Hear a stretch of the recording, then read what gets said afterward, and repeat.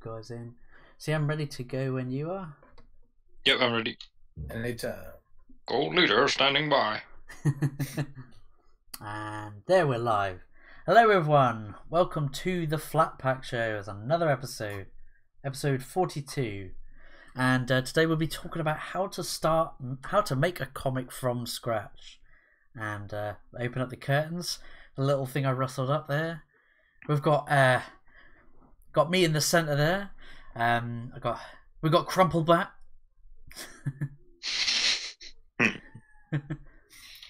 How's it going, Crumplebat? You're all upside down. All upside down. Oh wait, it's me. Got Super Switch Point.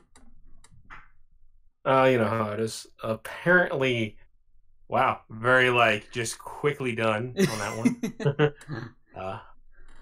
one. And we got Meteor Man. It's Nerd Waffle. If anybody's watching, I've been kidnapped. Just kidding. I should say that before someone actually is like, "Oh my god!" I better.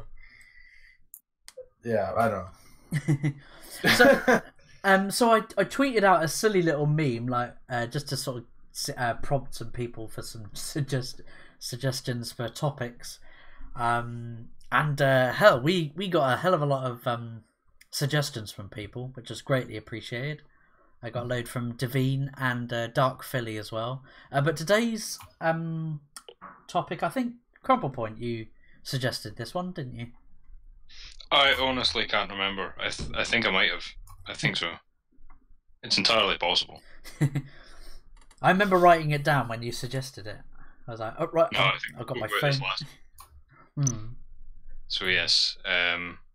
So where to start from scratch then? Where's the starting point for you guys? I wake up and have a wank.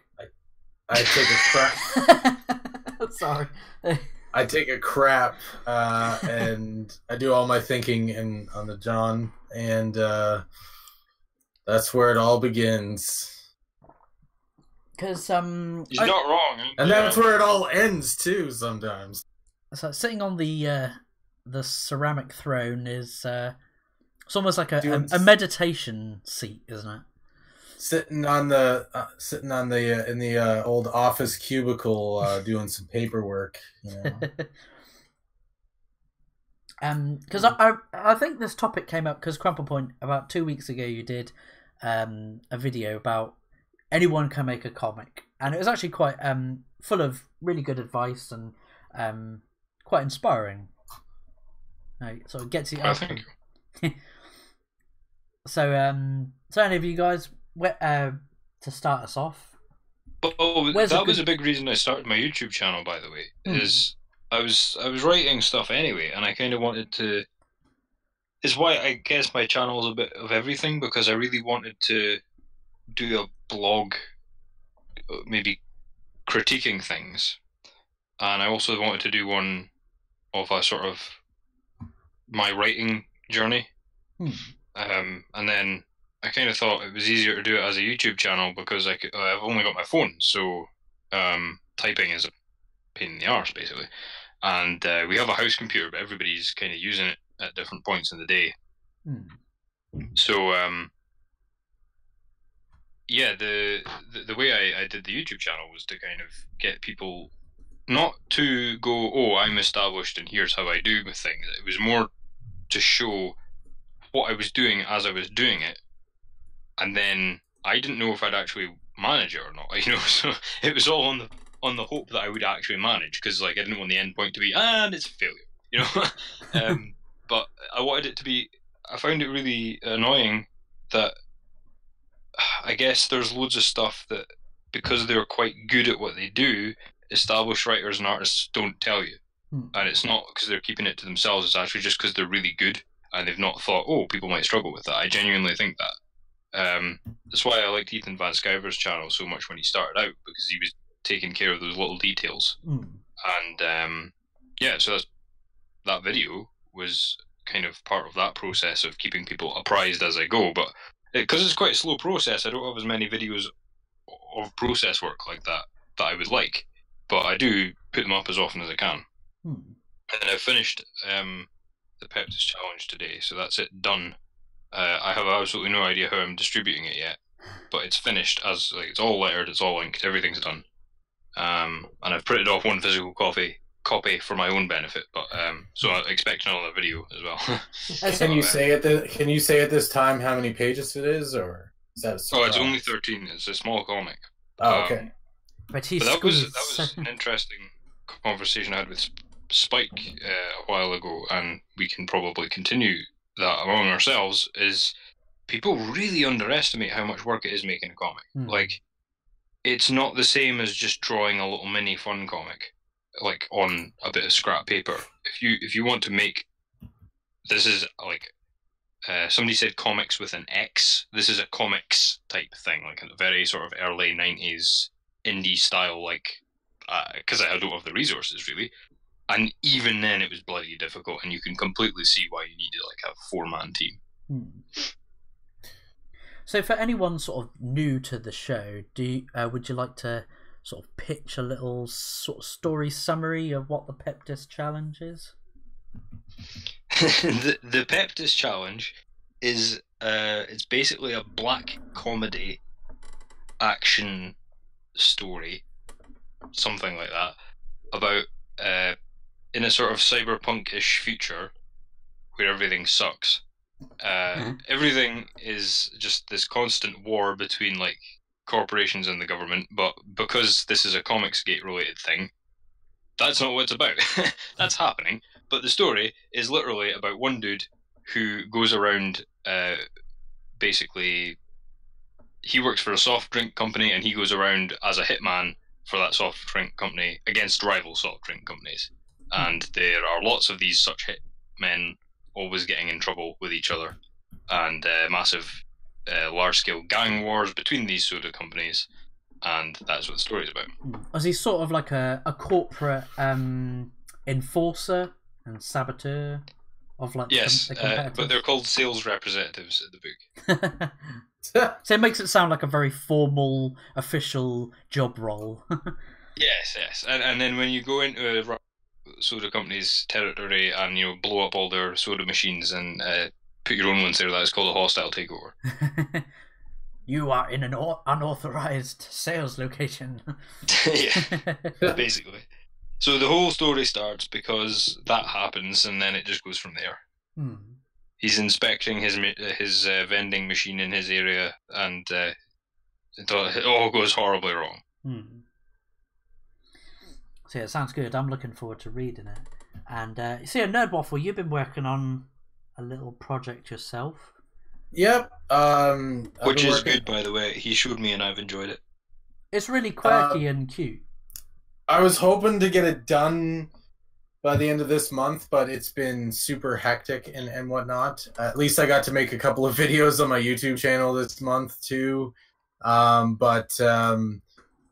Yeah, I decided to go the more cartoony route just because of what Crumple Point was talking about. Is I have some other projects on the go. I've kind of put them on the back burner to focus on this one because it's sort of a good starting point, and it's sort of it's a comedy, and it's a straight up comedy, and it's basically about space bounty hunters that are going to look for a bounty that is nobody knows who this bounty is, together they just travel outer space and get into all sorts of shenanigans. I think is the best way to describe it. It's Robo Space Garfield from what I've read. Like it's yeah, it's very slapstick. It's like cute animals and stuff, but it's all very strange. I liked it. I thought it was good. Yeah, I want to make it random. I want to make it sort of random comedy, but like, of course, it's not just gonna be wacky random. It's just gonna be, I want to make it sort of, not like The Simpsons, but Simpsons is sort of random and hilarious, and that's what I'm hoping to do with it. And I also want to have some serious moments in it, sort of like Rick and Morty, that it's like some deep thought type stuff. And the main character, he's a robot, and his name is Mac, and he's sort of this jackass essentially, and his co-pilot is Otter Jim, and Otter Jim is an otter and an ex-space pirate, and together they get into some.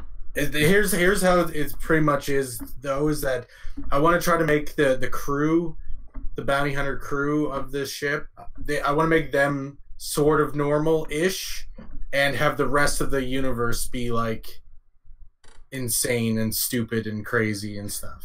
That sounds really cool. So like the reverse of the Flatt Pack show.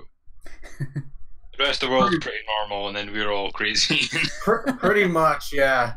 I have to do a lot of thinking when I'm writing this, because I'm like, how would I not do this? Because they're supposed to be sane. How do I write sanity when I don't have any? And so what about you, Switchpoint? Are you working? Because I know you do a lot of your photoshopping and stuff, and I do a lot of photoshopping, yes. And you do a lot of you've been sort of doing some digital artwork as well, haven't you? Using your art pad. I use my tablet. I do a lot of digital artwork. I'm not like I don't like to consider myself like any good at that. I've seen some of your stuff. I've seen some of your No, stuff. you are good. Like I remember some of the stuff you put in the Discord. You do good covers and things like that. I mean, like I don't. Now the things like I'm not working any stories or any of that right now. Like I'm not big. Like I'm not the biggest. I'm more of like an idea guy than a writer guy when it comes to like that kind of stuff. Conceptualizing. So, like, and usually like I'll leave the writing to somebody else who's much better at it than I am. Then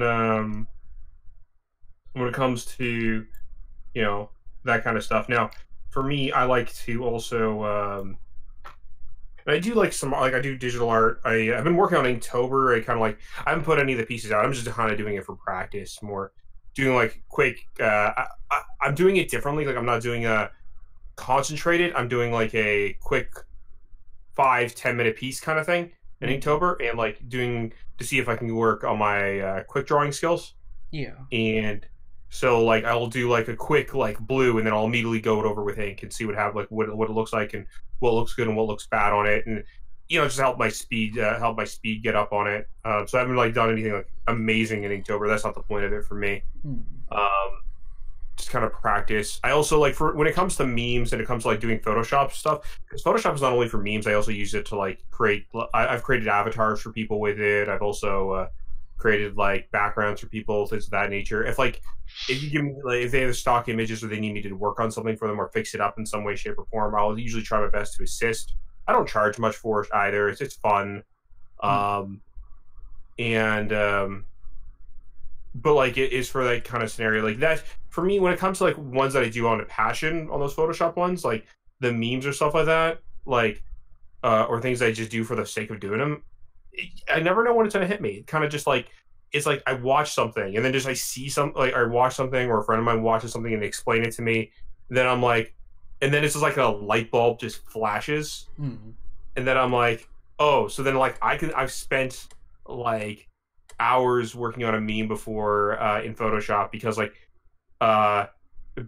just like something like, okay, now I actually have to do that. Like there's one I did with somebody who joked about like Rock'em Sock'em Robots, and it was like saying like how, and they were talking about like Nerd Wonder and like Nasser from like and so I was like, oh, then that'd be really funny. So what I did is I created like a whole thing where I replaced these Rock'em Sock'em Robot heads with Nerd Wonder and like and with Nasser's head. And then what I did is I like put myself in there as the referee, put some like other guy who's going to be on the podcast as like a dude taking bets on the side. Like I went the whole 9 yards with it. Found like an audience like be in the background. Like I spent way too much time on that and making sure it looked like it all belonged in the same picture the whole 9 yards. See, this is something I was going to start doing though. going to start urging people like you, who are doing like spending a significant amount of time on doing like memes or little one-off pieces of art. Like you would do well to have like a sort of Garfield Snoopy type all-purpose vehicle for these jokes, because if you or even just like a daily or weekly like a web, comic, web comic. I mean, we had like, just one of these little 3-panel things, like a traditional kind of newspaper comic, because it's like I reckon that could really. I reckon that this sort of indie resurgence type thing that we're seeing going on. I mean, those would be really good fuel for that, because you would have websites and things devoted to that. There are some already. Yeah, I mean, look at the success of Kakuru. I mean, we had him on as a guest on your channel, didn't we? Switch. We did, yeah. Quite a while ago. One that I was late to, which I apologise again for that. Yeah, Kakuru does sort of a similar thing like that, like sort of social commentary / joking around meme web comic. Yeah, he does art pieces like every day for it. But yeah, I think. Yeah, so I was going to suggest to you beforehand, but this is as good a place as any. Like, I think that your memes could be your little foothold into that, because I feel bad that, like, well, not bad, like, as in I'm not grieving for you or anything, but it's just like I was like chuckling at all the memes and stuff. I was like, actually, the amount of time you're spending on them, given that you've obviously got the humor, you should make it like a comic thing. But they used to, I don't know if they still do, but some of the newspapers over here actually have photo comics as well. So like you could do that with memes, because it's basically just photos of people with speech bubbles put in on Photoshop. And so even that sort of thing, because comics can take so many different forms. But yeah, one thing I was going to ask you, Nerd Waffle, and you can ask me back if you want, but I really want to know your answer to it. What made like Otter Jim and all that happen? Because you had like a load of these grand plan pipe dream things that were massive scale and going to take ages, and then you came back to us like a week and a half later after we'd just spoken about that with this basically finished thing of this random little project that came from nowhere. So to answer Flatmeister's initial question of where does it start, like how did that start? When did the idea? When he was sat on the toilet. Oh yeah. Like I said, it all starts in the toilet. It all ends in the toilet.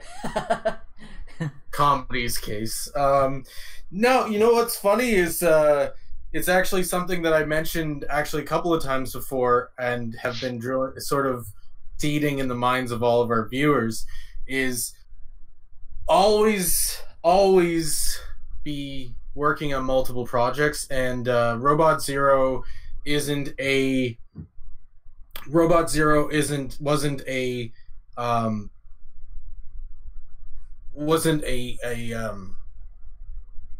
sort of something that happened over a week. I've been working on Robot Zero since college. I remember we were drawing. But this is actually a good story to begin. I was actually just drawing.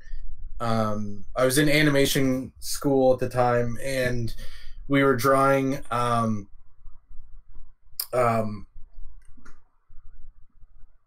We were drawing our animations. Yeah, no. Actually, Otter Jim was a very spontaneous thought. It's like, you know what? I love otters. And it would just be really funny to see one as a space pirate. And I don't know, Jim just said it right. This is the sort of shit that gets you started. Yeah. You just got to think of what you think would be the most like hilarious, and don't overthink it, because when you overthink things, when you try to force yourself to come up with something funny, that's when you strain your brain, and I find that that's when people try too hard. Just let it come naturally, because and just get things from real life too, because like real life is as depressing as it is sometimes. Real life can be hilarious at times too. And just observations and analyzation is another thing. And because that's what we actually discussed in another show too, is you know, observing everyday life kind of thing.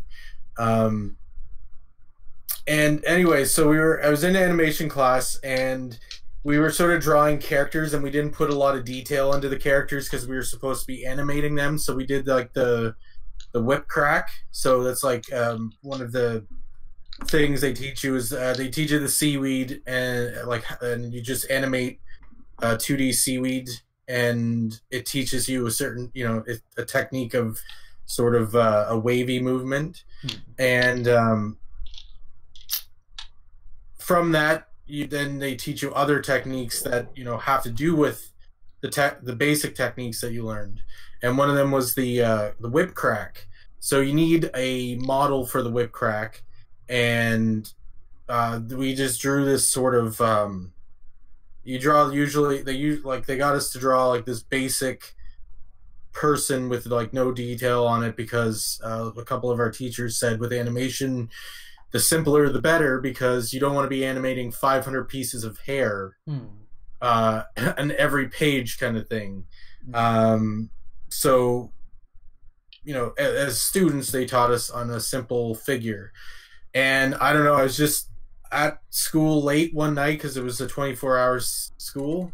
And I was just, you know, trying to get assignments done. I wasn't having a very good time in animation class because I realized that's actually not what I wanted to do. I didn't want to be an animator. I wanted to be an illustrator. I just was a stupid kid. And well, if I can jump in there, that's an interesting thing I was noticing recently. Was somebody I was discussing with somebody that about writing, and the fact that I write so much but get rid of most of it because it's usually just practice for writing a comic, and it's like, it seems wasteful, but like yourself, I don't want to write prose. Like, I haven't got the desire to write the prose. Yeah. Because the stories I want to tell are action based, and by that I don't mean like car chases. I mean like comics depict actions, you know, and gestures. Yeah.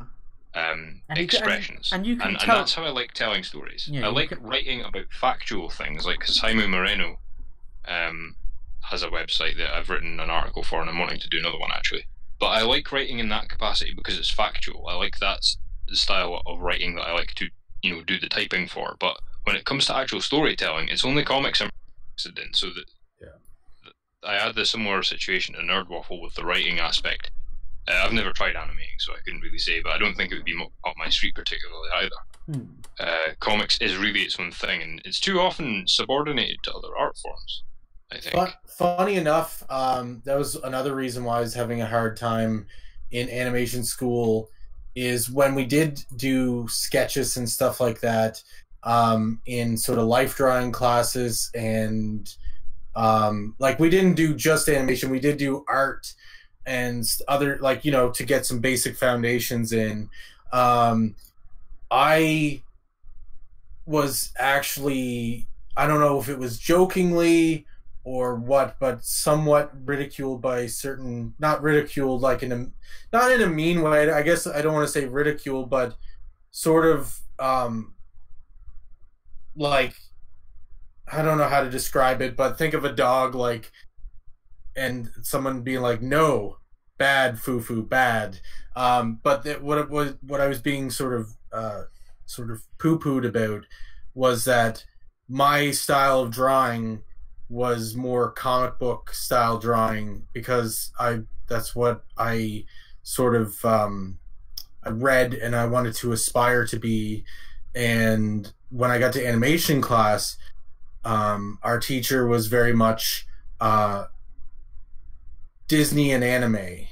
And I didn't know what anime was at the time, even, I'll admit that, because I remember watching Dragon Ball Z, but to me it was just a cartoon on TV. I didn't know what the hell anime was at the time. And I did actually end up drawing anime when I was younger and watching Dragon Ball Z, which is funny. But then it sort of evolved into comic book style. And one of my teachers didn't really care for that, and was very much pushing me to draw in the style of Disney and in the style of Japanese anime and stuff like that, which is fine, which is great, because that's where you're going to get the jobs in animation and stuff, and it's fine if that's who you are. But that's sort of when I realized I'm not. That's when I realized, oh wait, like this isn't what I want. I want to be an illustrator. I don't want to have the movement to it. I mean, I liked working in Adobe Flash and stuff like that. I'd probably animate in there, but I wouldn't. I don't want to animate 3D, and I don't want to animate and stuff like that. I want to design illustrations and stuff like that. This is another issue I've had. I'm really, not to blow my own trumpet too much, but I'm good at drawing like single pieces of art, like covers or designs, because any drawing, you spend long enough on it, it's going to look great. I get so bored. Like I'll do concept pieces for a comic, and I'm bored of, like, if I have to do another one, I'll be bored. But if I have to do panels and panels and panels of comics, I'll be there for hours. Like my back gets sore from sitting before I get bored, and it's something about telling the story in increments like that that draws me to comics. And that's another thing.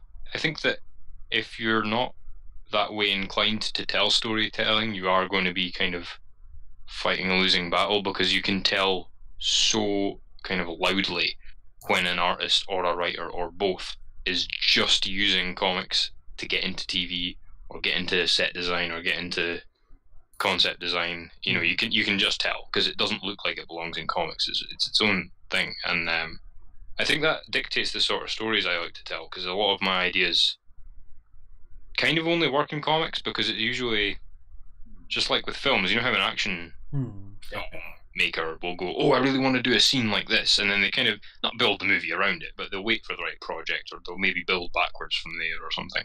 I'm the same with comics, but it might be something as simple as like a grid layout. It might not even be the scene itself. Yeah.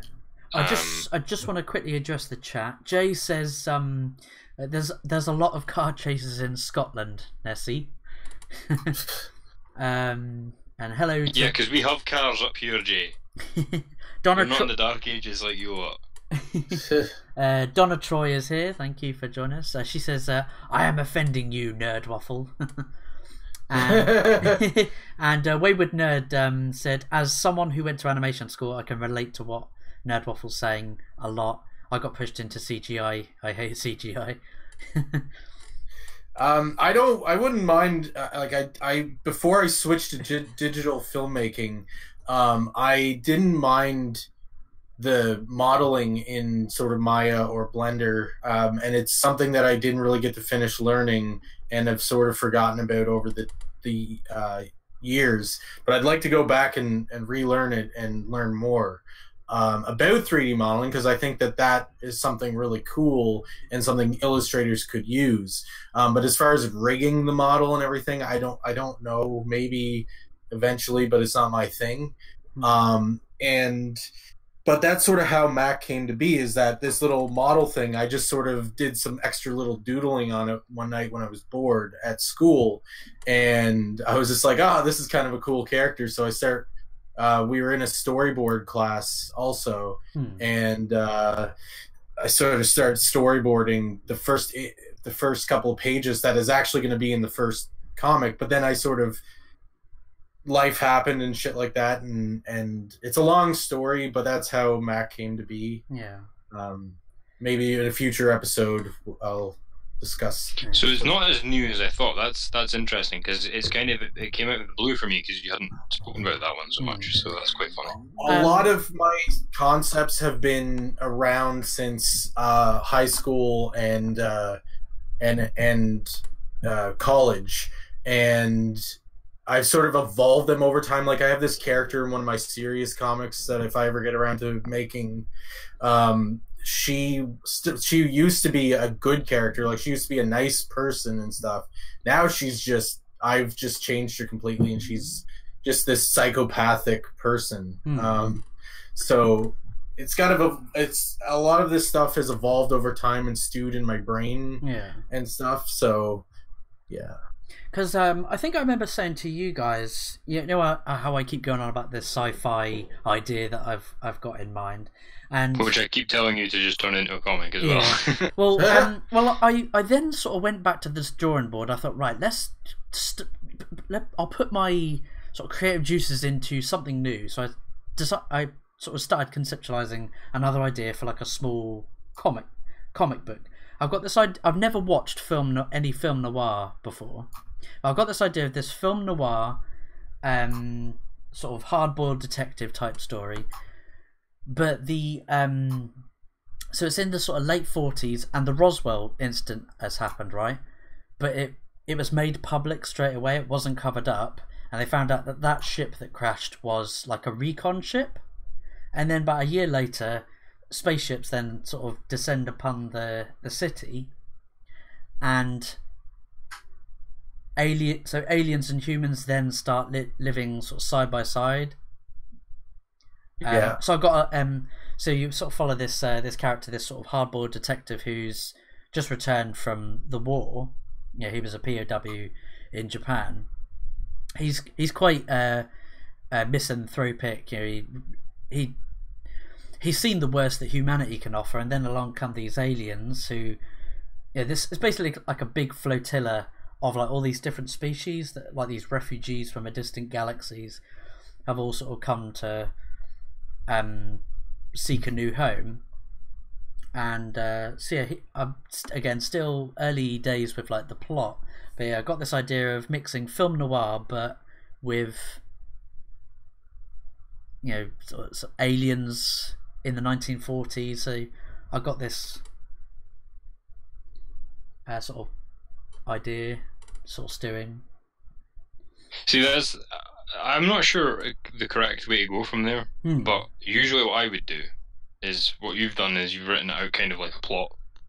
And what I started out doing, and this is the thing, I don't do this anymore, but I started this way, and it was actually very helpful, was I would actually write that in, not as long, but in novel form, like proper book form.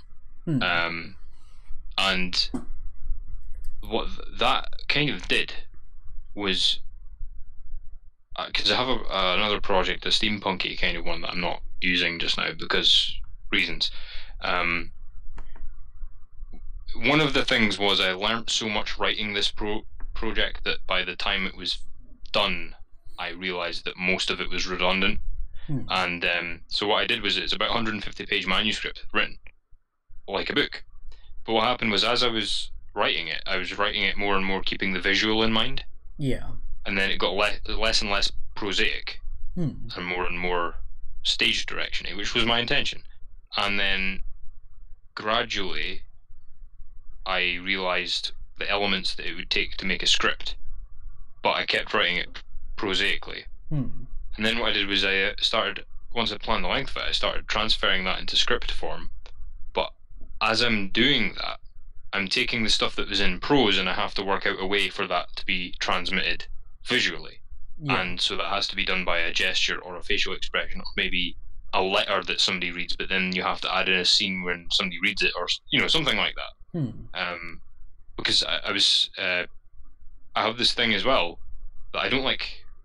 It's not that I dislike it, but when it comes to captions in comics, I like to know why they're there. I don't like just a disembodied narrator. And if they're aware of the reader, it kind of brings me out of it a little bit. Like if you know, Spider-Man is addressing the reader. Yeah. But then in the story, Spider-Man is not addressing somebody to end the conversation. I find that confusing. And it's not confusing. I'm not a retard, but you know, I like there to be a reason for it. It's just a kind of quirk of mine. So I started adding reasons for anything that couldn't be delivered visually and had to be captioned, a reason why. So it would be like maybe zoomed in on a piece of paper or from a diary or something like that. Yeah. And so you start writing a script from that natural progression. So what I would have done in your position is I would have written out like a little mini novel and then scripted it probably in my case realised that the script was still far too wordy, and then I tried to follow. This is I think one of the biggest problems people have with comics as well. There's no rules regarding formality. If you write a TV script, there are certain rules you have to follow. Like they usually go 1 page is 1 minute of TV, and with a comic, I think an unwritten rule is 1 page is 1 page of comic, but you can't always do that. And sometimes it's only like you've only written a line, but I still kind of try to keep in that habit, and that gives you a really good idea of how long it's going to be, incidentally. Yeah. And so that's what I would end up doing from your position, and then there's all the production stuff after that. But that's where I would go next. Yeah, because I was thinking Sin City is quite. It's like neo noir, isn't it? Like it's modern. It's sort of set in modern, I guess. It's hard to tell what the sort of. Well, noir is more an aesthetic than a time period, so you can have noir that's set today. Yeah, but it depends what it's emphasizing as well. Because it's more than like a set of like memes. It's not like they have to be wearing a fedora, etc. It's like it's where you have lighting telling the story a lot, and usually it's a tragedy, usually involving some kind of femme fatale. Well, it's usually it should be a good thing, and it turns into a curse. So it could be like a relationship, to take that example. It's like, oh, boy meets girl, it's a fucking disaster, or man gets bag of money, it's owned by the mafia. Like it's always like a good thing that turns out to be a complete fucking disaster, and usually the person ends up dead. Yeah. So you don't really need a time period for that. But I've really got home in the 50s. Yeah, so I've really got some really cool like certain like angles and shots and certain images in mind with regards to telling the story. See, that's usually a good place to start, especially with comics, because if you have like a conversation that you really want to have happen, that's a very difficult thing to get into comic form. In comparison to, it's not necessarily difficult, but in comparison to, I have this scene in my head and I just need somebody to draw it for me. That's a lot easier usually, assuming that you have a scene in your head and like just a collection of ideas. Yeah. And so I think if you've got like the imagery in your head, it's usually a good place to start. Like that's what happens to me a lot of the time.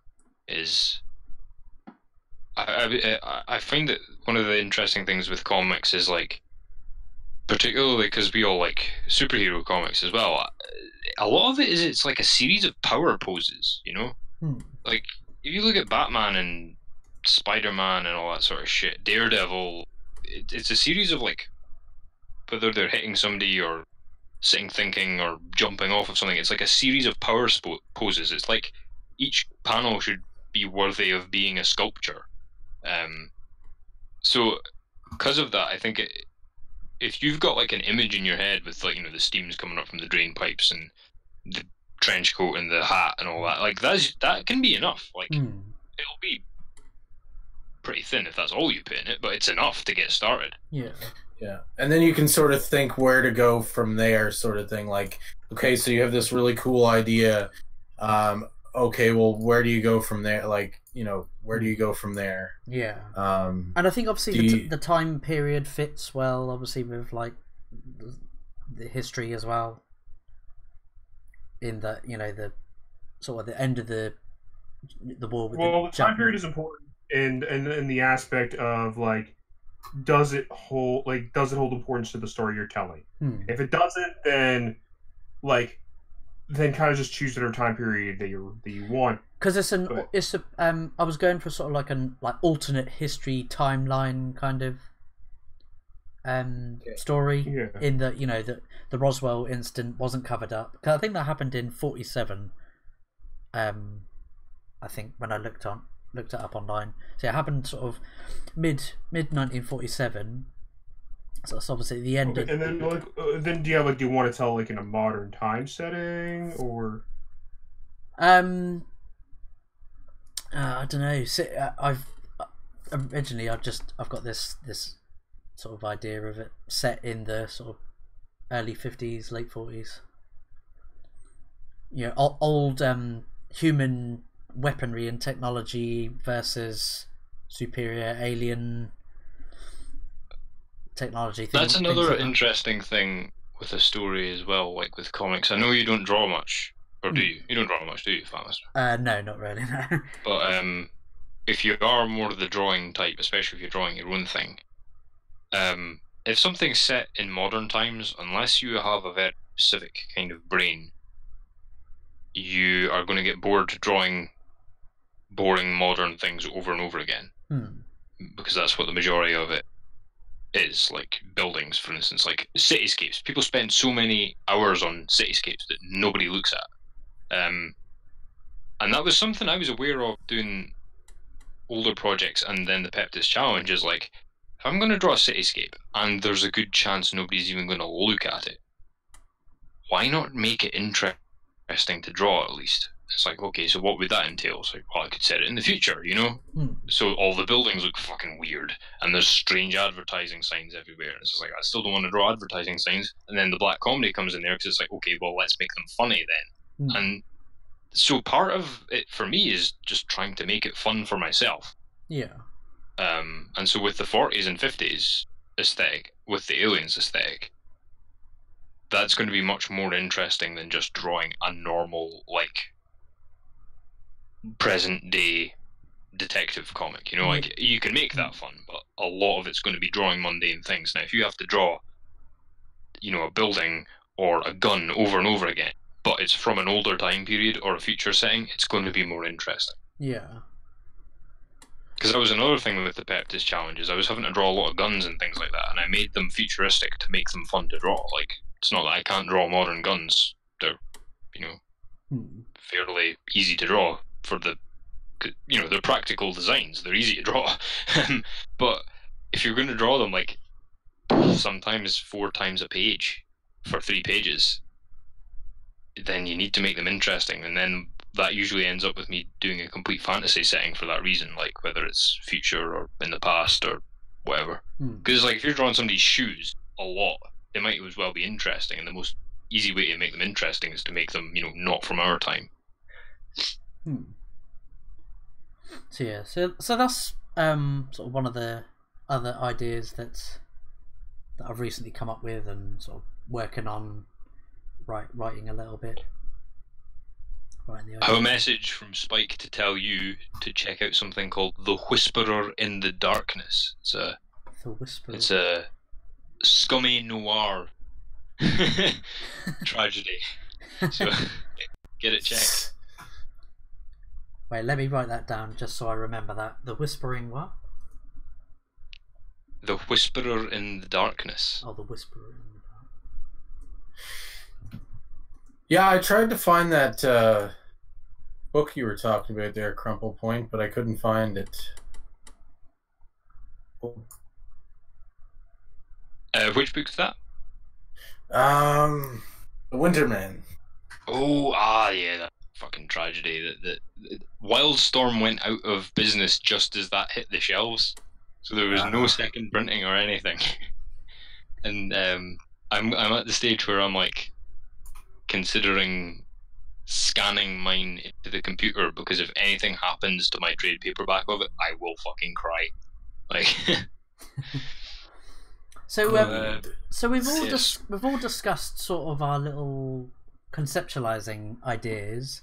So where do you go from there once you've written a brief prose or a script like a like a screenplay? Would you write it like that? Yeah, that's a good model to follow as a screenplay. I mean, there is no correct one, but it's a good place to start. And the nice thing about there not being a correct way is that if that suits you, stick to it. If it doesn't suit you, then work out why and change it. Like, and then you'll have your own way. One thing, if you're like me and you're drawing your own stuff, don't take shortcuts, because A, it's a bad habit to get into for when you work with other people, and B, you'll not remember in a month's time. If you think, I'll know that, and you don't write it in the script, you'll not remember. I guarantee it. You'll miss details. And I've tried not to make that mistake because I was told not to, but it's a difficult one, and it does happen. So that's one thing, is put everything you would put in for the artist in, even if it's for yourself. The biggest thing with the script onwards is people forget that like pacing is everything in most stories, and comics is no different. And the thing I always do is I do my page layouts first, not my panel layouts, my page layouts. So what's happening on what page, and what's the rough panel setup for each of those pages, because you'll know you have 5 panels on a page, say, but you'll need to know how they're set up in relation to each other. So you draw them like little sort of just postage stamps size things, and just put the lines through them to show where the panels are. And then after that, you do your panel layouts, and the best way to do them is to fold up A4 paper into like a little booklet. You use your page layouts to draw the panels onto that, and then you do really rough thumbnail outlines. Like, that's the way I do it, because I'm just starting out. I might well stick to that, but I see a lot of these professional guys don't do it that way. They do it much rougher, but I'm not comfortable doing it as rough as them yet, and might not ever be. But that's where I go from there. Yeah. So so my big question to sort of all of you is: so once you've gotten your comic done, you know, from where do you go from there? What do you think, Switch? Well, I mean, like, here's the thing. Like, I'm again, like, I'm not big on the comic thing and making comics. But when you're done your comic, I mean, really, the other question you have to ask yourself is how are you planning to distribute it? So, like, are you planning to do a digital model? Are you planning to do a physical model? Are you planning maybe to do both? Are you going to put it out there? My question is, like, how much of the comic is done before you announce your IndieGoGo, or before you announce your Kickstarter, or before you announce your Patreon, or whatever it is that you want to distribute it as? Yeah. Right? Because the other question is, like, so you have to take into consideration, like, how slow you are working or how fast you are working, so much time you think you need while you're doing it. Some people are slower than others, and that's not a bad thing. That just means that, like, it could be because of, like, the type of fine work that you do as a writer or an artist. And that's okay, as long as the product is good at the end of the day, or good enough that you think that, you know, your fans will like it. The other question you have to ask yourself is, what do you do? So that's kind of like we have to ask yourself that part. How are you going to get out there? Is it just going to be free, and you're just going to put it on as a web comic, and then like just kind of put it out there, and like maybe show like 2 to 3 panels of it every week, or every like 2 weeks or something, and then try to get like you know, these are important. That's kind of something you have to think about while you're doing it. Yeah, Switch is totally right. Like, with my abandoned project, the steampunk one, I still knew from the beginning how I wanted to do it. I was going to approach Image, and I knew how long it would be and how many issues it would take to tell. That's got to be one of the main things you start with. Peptis Challenge, I knew it was going to be extremely short.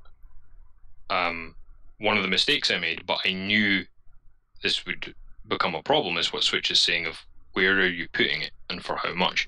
I didn't know the answers to those. So for that reason, I don't have a Kickstarter or an IndieGoGo related to it, because I knew that what would happen is I would work out an answer, I'd move towards that, and then some new problem would pop up, because I'm still feeling my way around this thing. So it's taken longer than I would have liked for a lot of these reasons. Like a case of I'm not getting and sitting down and drawing every day. It's actually a case of, oh crap, what website do I use, or what printer do I go to, or, you know, how do I let people know about it? And these are all things that are just as much a part of it as drawing the thing, and I think that's why the sort of online comics community is so important, because it's not something that I see a lot with other forms of art, like performance arts or fine art or whatever. Is like they don't really need to worry so much about distribution, I've noticed, whereas comics is very much a commodity. Yeah. And the other thing is, if you know beforehand that you want to just do a web comic, you can decide. You've got to keep devices in mind now, because if you're doing it for fun, you can have a comic that just scrolls. You don't even need to have like page turns. So you can do crazy stuff like that now. So you need to know that well in advance, like Switch is saying. Yeah, like all that stuff needs to take into consideration, you know. Yeah. And so I mean, we've seen like on Kickstarter and IndieGoGo, there's been a lot of successes. Obviously, like with Diversity in Comics and Ethan Van Sciver sort of leading.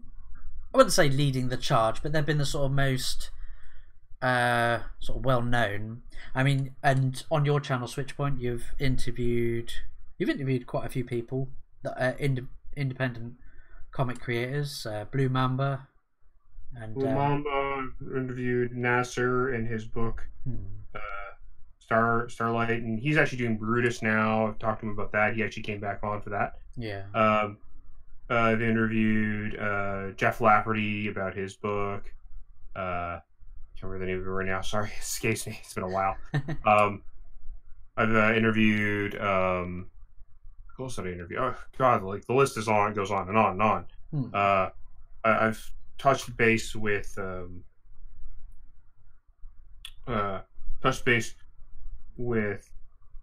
Tim and his series.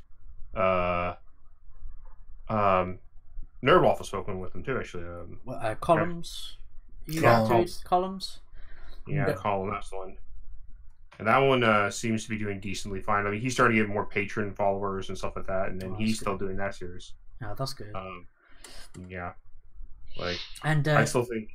Yeah. The other thing is, if you've got the urge to be creative, like, comics is quite a big thing because the IndieGoGos and stuff that we're looking at here are kind of in the vein of action or superhero-ish American comics. A lot of them. Some of them may be encroaching into manga and things like that. But like, remember that Cyanide and Happiness, for instance, is still a comic.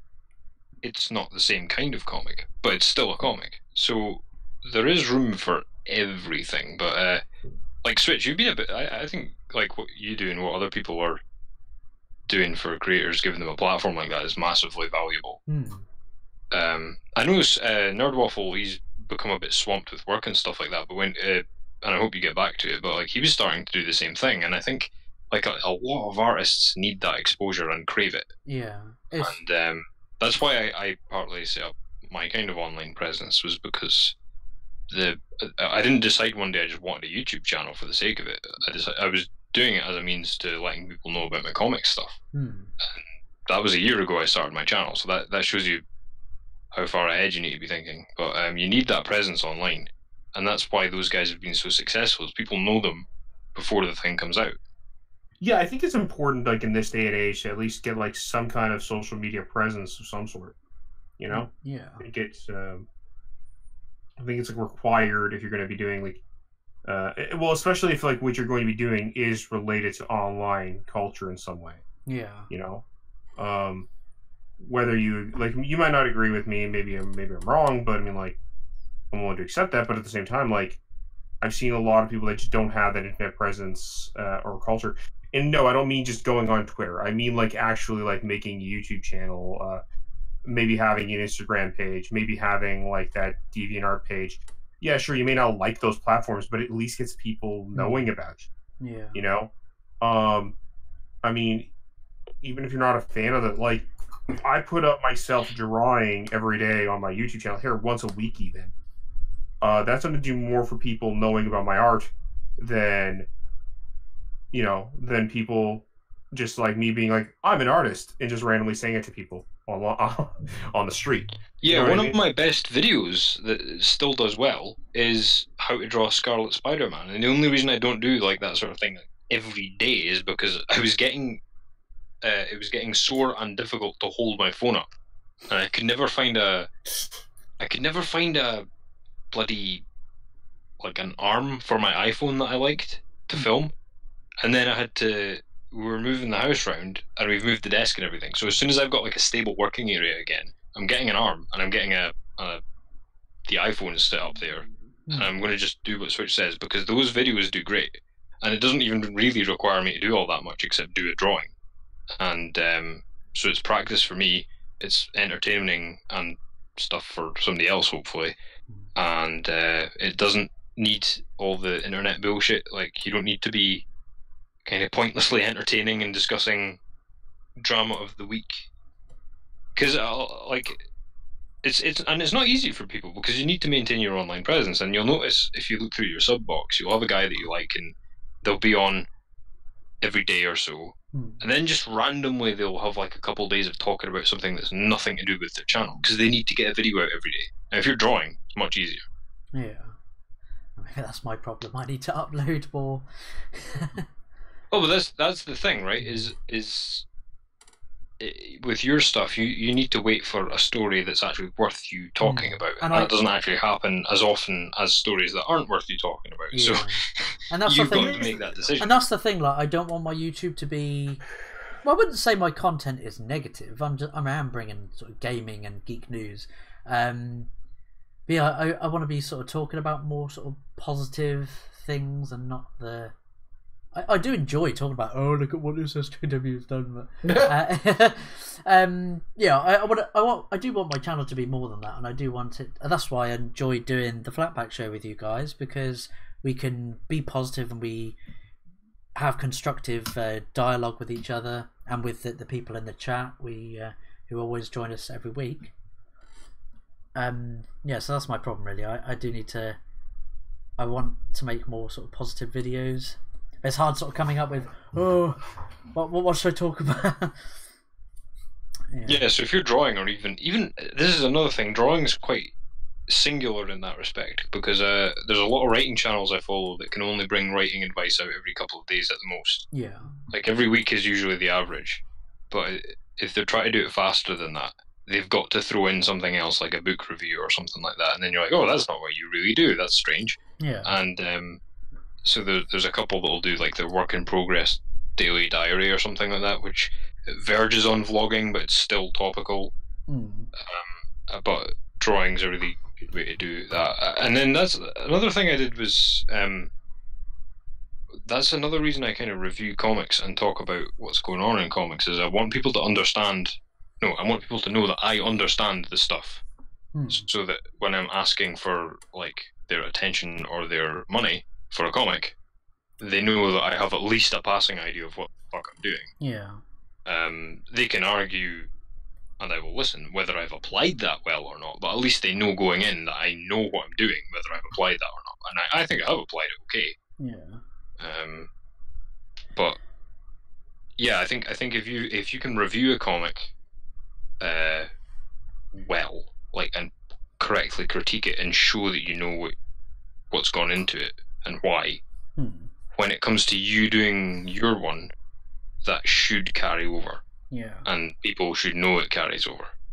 There was and the YouTube channel is a good way to do that. Yeah, there was something I was going to bring up, which was I remember a while back Nerd Waffle said, with regards to all these IndieGoGo campaigns, especially with a lot of the successful ones, and a lot of people donating mainly like to those sort of big successful ones, was, what was it you said, Nerd Waffle? You said like, don't. I say a lot of stupid shit. I think you said something like, oh, don't donate like $100 to one IndieGoGo campaign.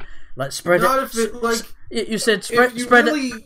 Oh, sorry. I was about to say, like, spread out the IndieGoGo amount that you donated, but spread it out over several projects. So you're donating a small amount and supporting. And I mean, it's you know, it's like a lot of things I say is it's a case by case basis too. Like, if you really do believe in that project and they have some really kick-ass things for like $100 that you really want to, go for it. But if it's just a matter of just being like, well, I'm just going to support this because this is the biggest thing going right now, sort of maybe, I don't know, cut it back a bit. Doesn't have to be like, oh, 50 to 50. It could be, well, instead of giving 100 to this project, I'll give it like, I don't know, 95 and give the other 5 to somebody who could use it, kind of thing, you know? What do you think, Switch, with regards to donating to Kickstarter or IndieGoGo? Do you agree with Nerd Waffles, sort of spread it out evenly among 5 or so projects rather than donating just to one?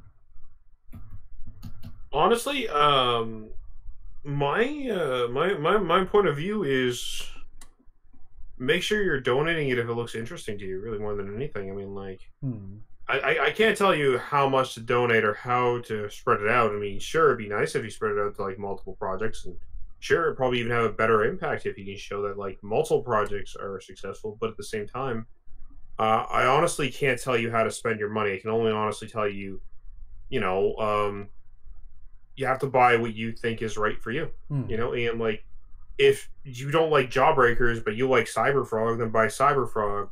But don't forget that like you might find something else that you might like, and maybe you do want to have that extra cash to buy for. Maybe you do see something like,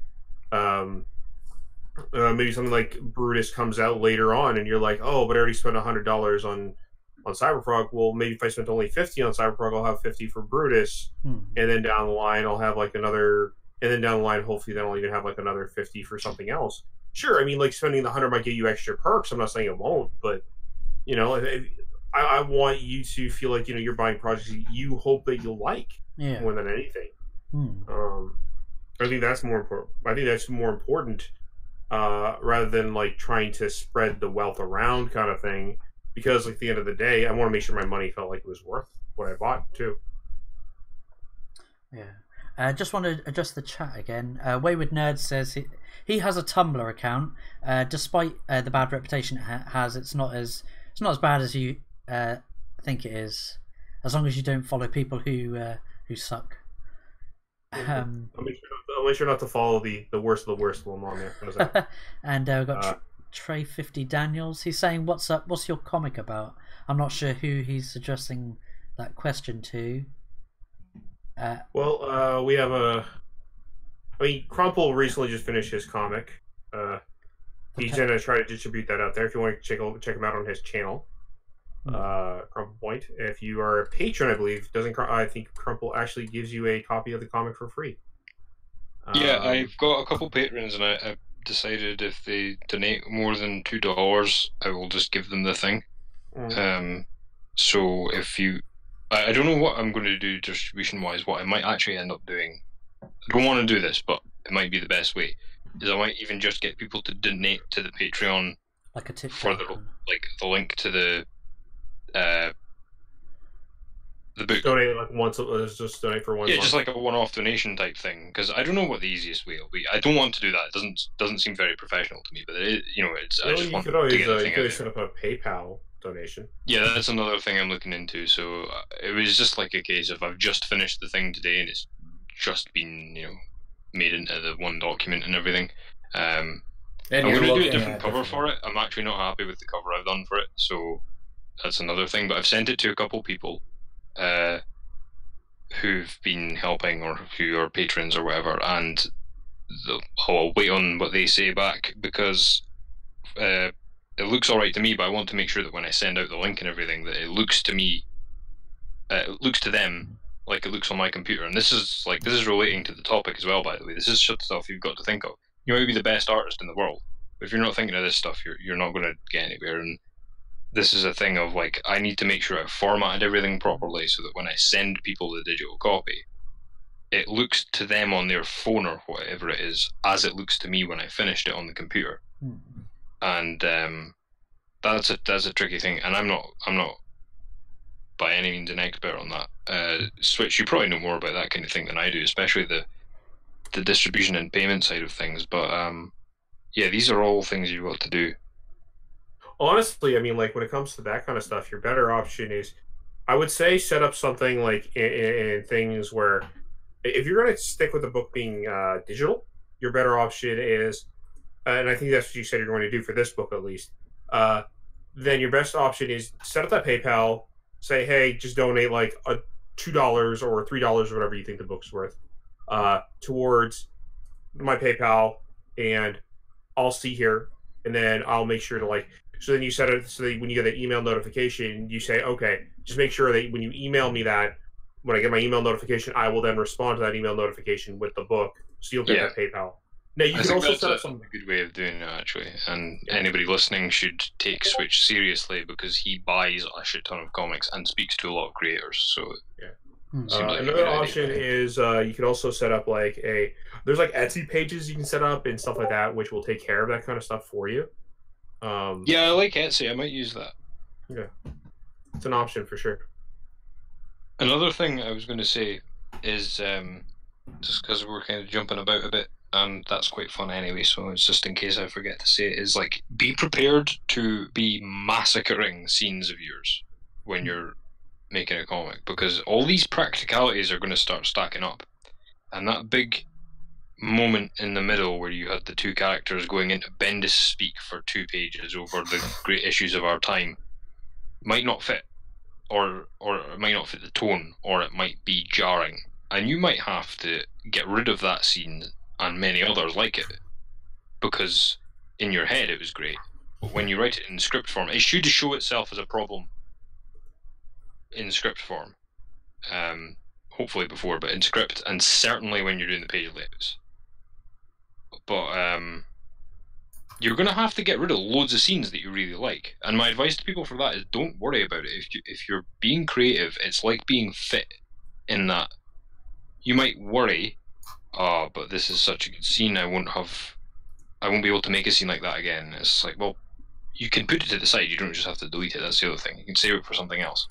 But the thing is, like, it's like being fit. Nobody should be lifting a weight or going on a run and going, oh, well, I don't know if I'll be able to do that again. The whole point in the exercise is to keep your ability to do that all the time rolling. So if you're exercising those creativity muscles, you need to kind of, this is one of the hardest things to do, is you need to like take that step back and go, I will be fine. I will be able to make more scenes like this. It's okay. Don't get too attached to your stuff. But equally, if you're listening to that advice and going, well, fuck you, I really like this scene, well, that's a good sign, you should keep it and rework it. Because if you're really attached to something, it might be for good reason. That might be the core of your story, and it's everything else that's the problem. I just say fuck you for no reason. Just fuck you, no reason. Just fuck you, Crumple. No, I'm just kidding. No, that's actually awesome. And like I like that actually fits into what I was saying earlier, and sort of the topic of the beginning, and like how to begin, and also sort of along the way also, is that, you know, Crumple said, you know, how did you just, like, one time you were talking about this overcomplicated comic book universe, and then all of a sudden you have this other character, and that's the thing, is that I think you need to sort of evolve your characters over time. Don't make the same mistake I did and leave it for 15 years kind of thing, but sort of as you go along, you know, in your head, some things are going to change. You know, like Mac didn't always have a partner. That was only a recent change that I did. He was at one point the comic was just about him, and he was the only sort of main character other than the sort of the bounty he's going after. Is your comic woke? Is it progressive? I mean, it has a fucking otter. It better be woke. Does it have Latinx representation? Yes. SpaceX representation. There was a chunk of I don't know, space Earth that flew off the planet, and it's an asteroid, and it was from Latin America, and there's the representation.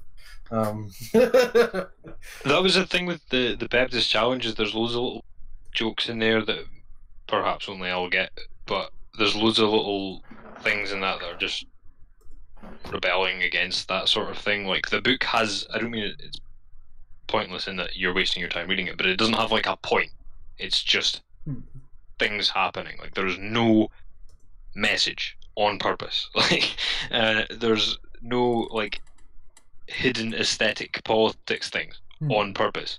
Everybody gets made fun of on purpose. So like, I make fun of like big corporations, but I also make fun of the government, but I also make fun of people who are like on the fence, you know, like me. When I say this, I mean like really mildly. I'm not like spending pages on political diatribes. That's what I mean. I'm like, everything that modern mainstream comics are doing, I'm not doing.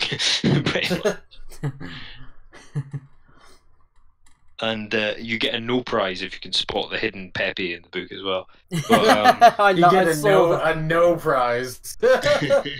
You'll get a shout out from Crumple if you message him. Just I want the no prize. I want to feel like I'm getting nothing for my accomplishment. Okay, all right, that's important. You want we'll call it the Morval no prize, not the Marvel, the Morval. It's as unwoke as possible. In fact, I have a woman getting punched in the face by a huge enforcer dude. So that's about as unwoke as it gets. I mean, she gets her own back, but it's pretty unwoke. But yeah, the thing I was going to say, going back on Nerdwaffle's point about it wasn't originally one character. Sorry, it was originally one and he made it two, right? See, when you're well, it's 4. It's like yeah, exactly. So see, when you're doing decisions like that, people, sometimes those can be completely aesthetic decisions. Like I've made decisions in stories before now, and will do again, and have with Peptis, and like they were based purely on, you know, what would look good, like nothing more than that. Because there's just certain things that complement each other well, and it's like, I'm not saying this is exactly what Waffle did, but when you see his little on cast together, it kind of just looks right. Whereas picturing it without them, and just maybe 2 of them, or even the one, it wouldn't look correct, if that makes sense. And they definitely add something to it. And sometimes, like, don't be afraid to just go, fuck it, like, and do things like that, because so long as you're not being like deliberately overly whimsical, because I think there's a lot of that in the modern industry, like, oh my god, how funny would it be if this? Like, as long as you're not doing that, you're fine. But like, follow your inner Jiminy Cricket or whatever when it comes to these things. Because sometimes follow your inner Otter Jim. Yeah, like, because if you've got like Robot Zero standing and he's like 10 foot tall and he's got like 6 foot wide shoulders, and it's just like, you know what would look funny?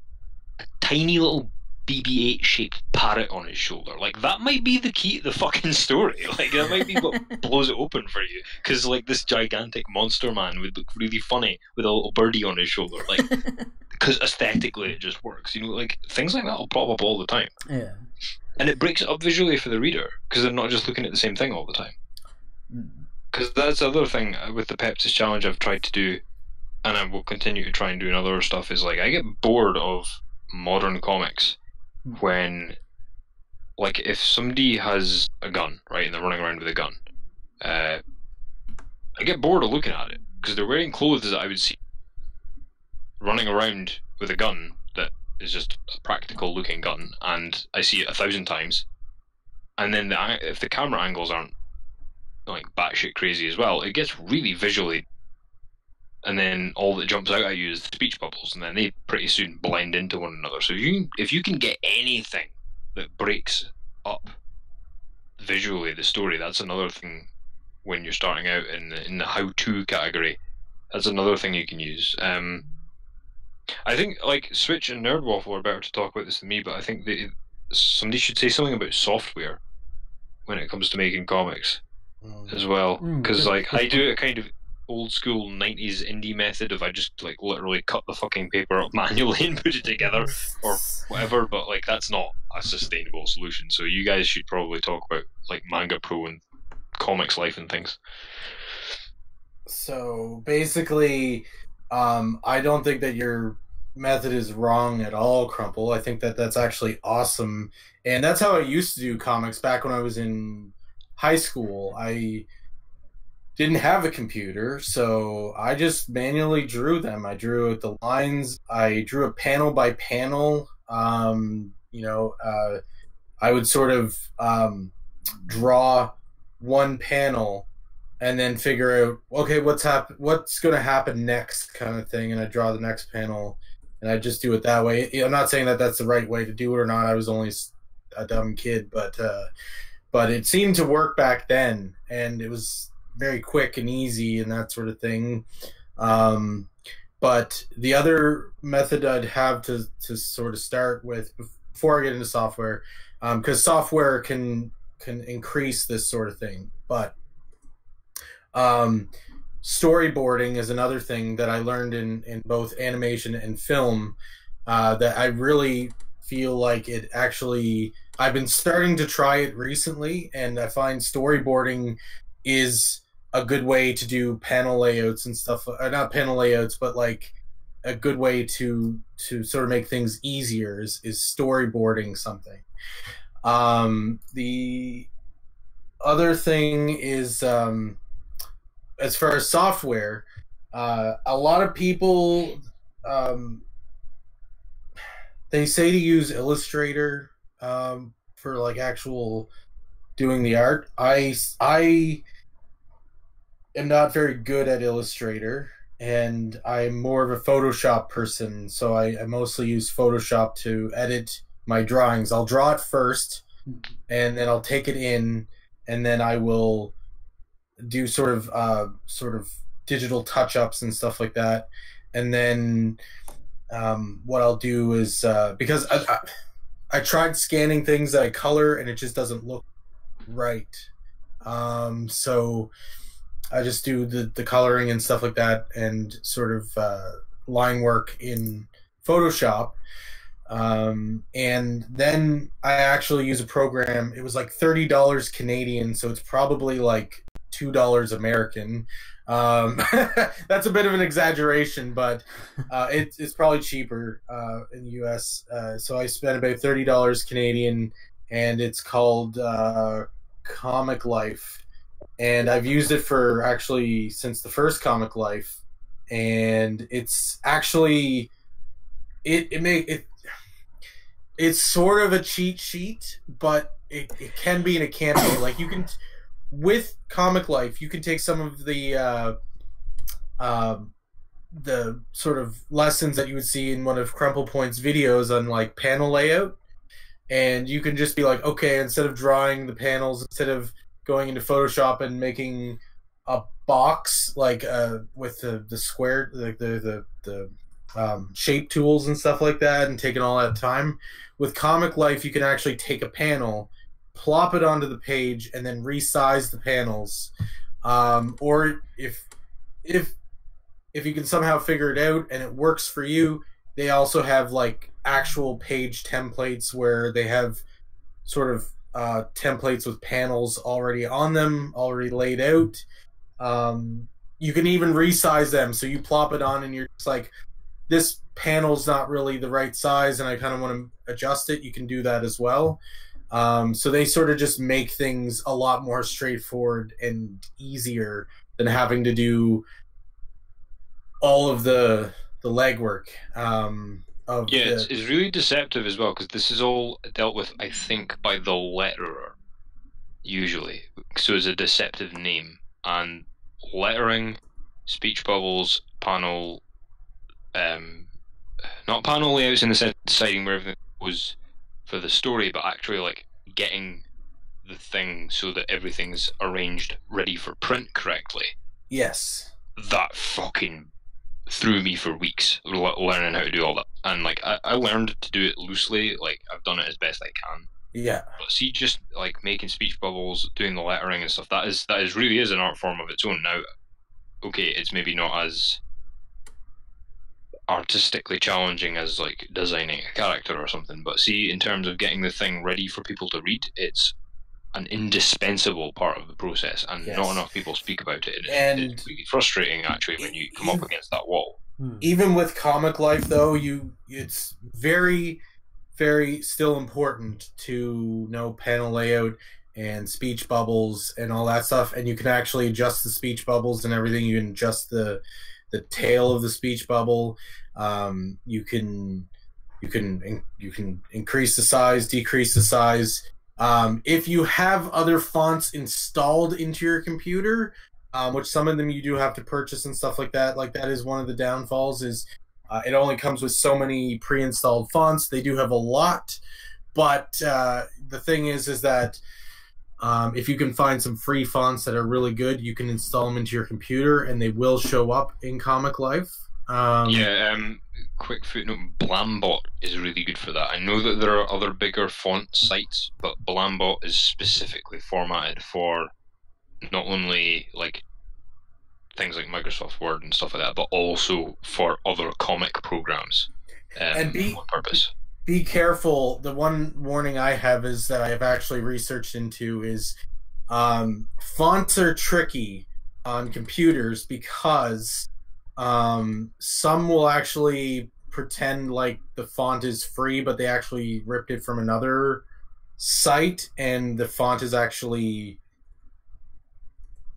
owned, and someone's actually charging for it. So just be careful of that. Just be careful, where you're getting your fonts from. Yes, that's true. And also, a cool thing you can look out for is, I don't know if this is just for Blambot, but I think other sites do it as well. You can get OpenType and TrueType. Now, TrueType it substitutes one for one each letter of the alphabet. OpenType has all these little cool quirks in it. For example, if I say, if I in the comic put the word boss, because there's two S's at the end, it makes the S's look ever so slightly different to one another, and it gives it a weird kind of handwritten look.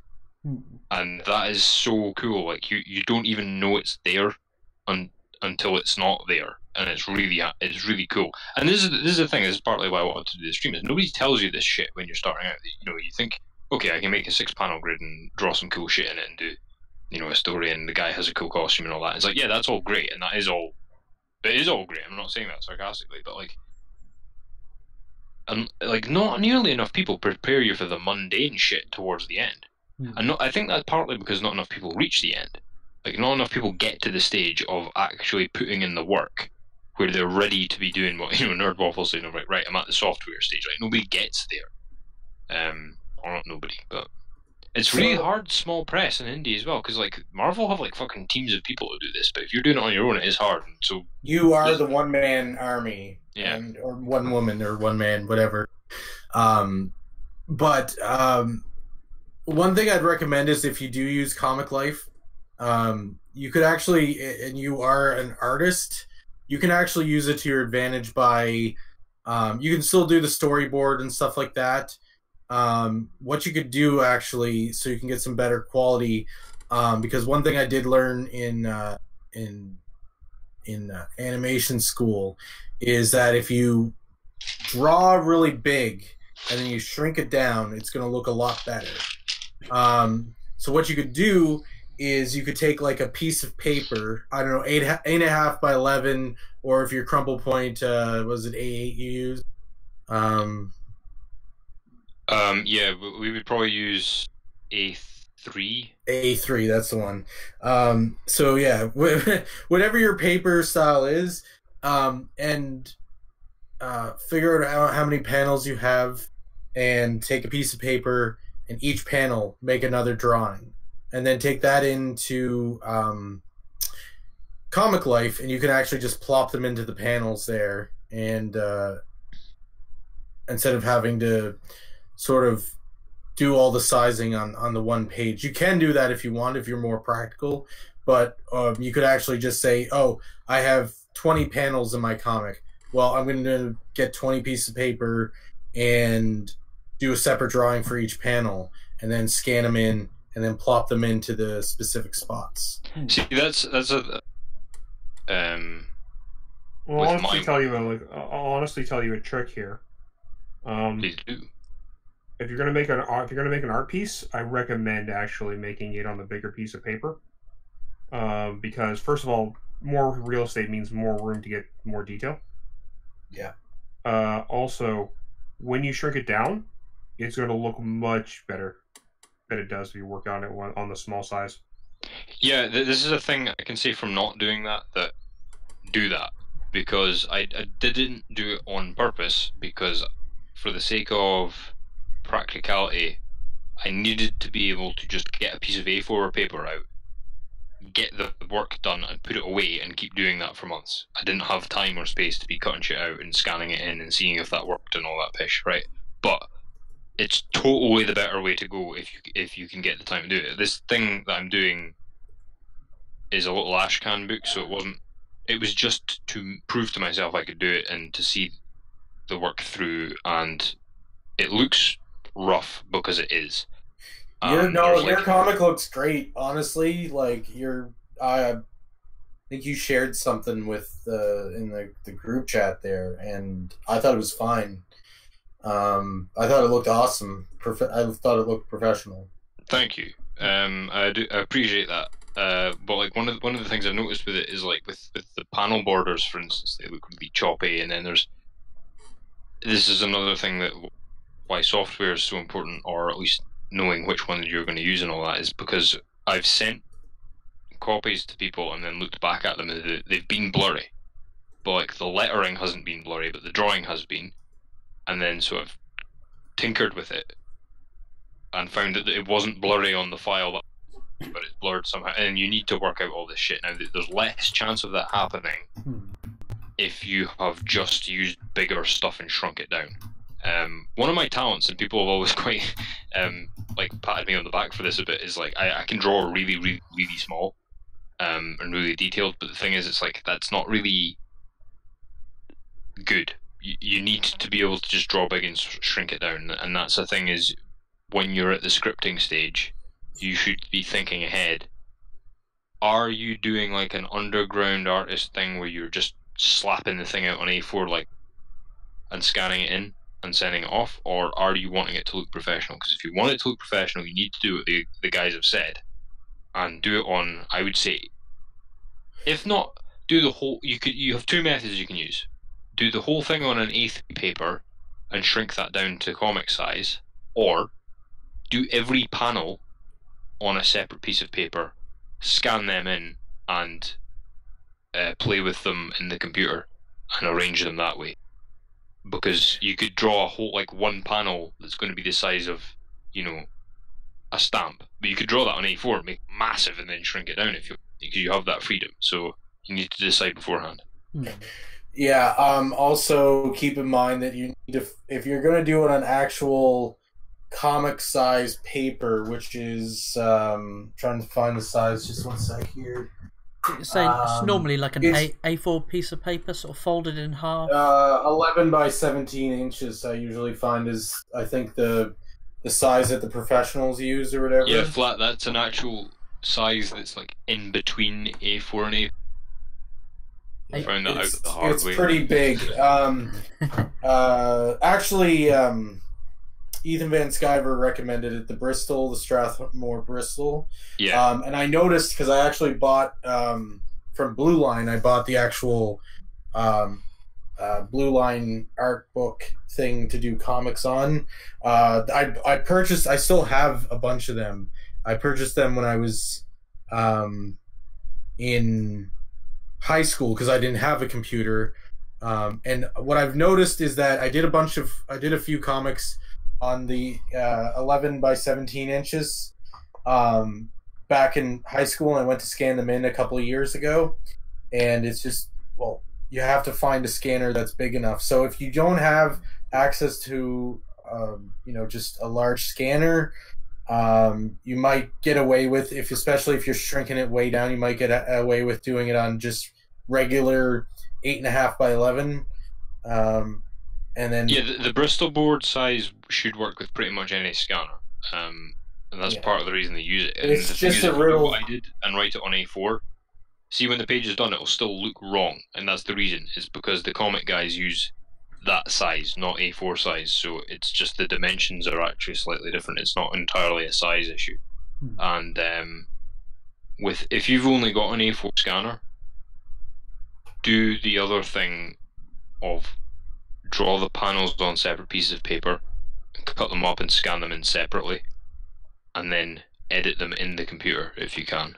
If you can't do that, then you need to do what I did and just get them all done on A4, completely, analog, and just scan them in as they are, because otherwise you're not going to get the thing done. A lot of this is psychological. If you see these obstacles mounting up and you're not prepared for them, you will give up, and that's why it's taken me so long. It's been a big learning curve, and it is a psychological exercise. I think that's the whole thing with the whole creative process, is that it is fuck, I forgot just the word you said. I meant to like what was the word you said? Psychological? No, it wasn't that. It was mental exercise, I think you said, wasn't it? It was, Yes. is part of the creative process. So yeah, I can't believe we've been talking for an hour and a half. Like, that's gone by so quick. It always happens. It's a very fruitful topic. It always happens with the Flat Pack. Like time flies when you're having fun. Time flies when you throw a clock out the window. Well, it hovers for a bit and then it kind of crashes. I mean, like it tries. Yeah. So with final words, let's see. I'll think of a subject. So, with your final words, any final words of wisdom for any fellow creators that are watching live or watching this later, or the people that are in the chat? Any words of wisdom for them that let it be, let it be. Sorry. Go on, Nerd Waffle. You just reminded me of the Beatles song. Copyright strike. He mentioned the Beatles. Yeah. Oh. Yeah. Anyways. Demonetized. I'm not even monetized. Paul McCartney's already sent mercenaries to your house. Yeah. Oh, that's okay. You'll have to take a number. They'll have to take a number of people who want to kill me. Yeah, please stand in line. So go on, Nerd Waffle. You any words of wisdom for people watching at home? Sort of what I've learned is, don't beat yourself up over it if you want to make comic books to try to make a living. If you want to try to get some cash from it, there's some people who are like, I don't know if I should do that because, I don't want to, be that person. And it's like, don't worry about it. Don't beat yourself up about it. You're doing what you love and you're trying to make a career out of it. But on the other hand is you can't expect to get a career from comic book. You really have to want to do it and enjoy doing it. And if you can make a living at it, that's an extra bonus. That's good. What about you, Switch? I mean, don't let your dreams become memes. No, so don't tell your dreams to Switchpoint. But no, honestly, keep putting that foot forward, and as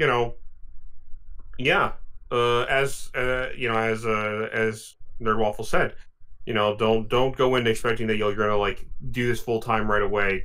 Put that best foot forward, and let it, be prepared to fail for the first few years. Be prepared that you may not actually find what you're looking for until like later.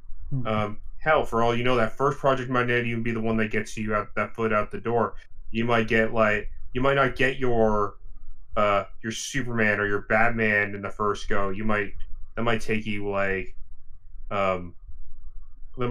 3, 4, 5 different projects before you get there. You know what I mean? But like that doesn't mean to stop being creative. It just means that you just got to try harder next time. And even if it's like something that you get part-time income doing, that doesn't mean you should stop. It means like at least you have a following. That means you have a fan base. That's a good thing.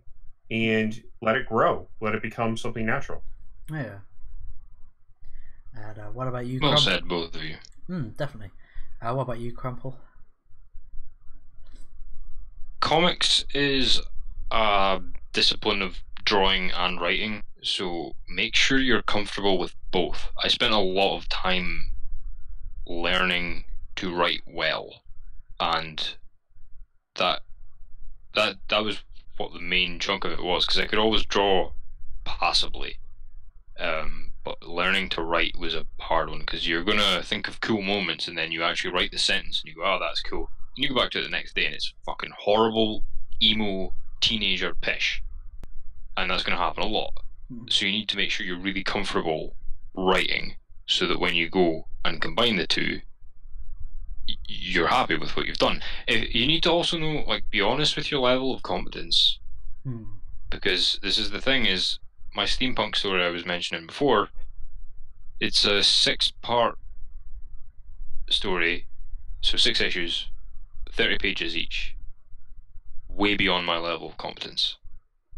Just drawing the thing would have been beyond my level of competence, let alone stuff. Now it was scripted and everything, but I knew that the story I wanted to tell with that, for a variety of reasons, wasn't going to work. But it also, even if it was going to work, I lacked the technical skill to pull that off. So I had a choice. I could either give up, I could do something else, or I could set my bar a little lower. And the thing is, it's like, you're better setting your bar really low than giving up. If it's what you want to do. If it's not what you want to do, all that much, and you're just doing it to waste some time, then obviously no. But chances are you wouldn't be listening to this if that's the case. If you set your bar really low and just go, right, okay, I'm just going to do a page comic, a Garfield 3-panel comic. Do that, do it well, make sure it looks alright. And then, so that's what I worked on the Peptis Challenge for the last couple of months, because I was like, right, I need to fund it inside out. And this thing's 13 pages, I think it's actually 12. It's 13 if you count the cover. So it's 12-page Ashcan comic with room for a sequel or several. But it's like, it's really short. It's really fucking short. The cast is only like 4 characters, 5 if you count a robot, and it's like, that's really low compared to this big 6-part epic that I was going to do. Yeah. But it's done. That's the difference. And now I know I think I could probably do one 30-page story. Next. That's probably what I'll do. And you work up from there. But yeah, so don't be scared to set your bar low enough that you can actually succeed, because it's too many people give up on this stuff.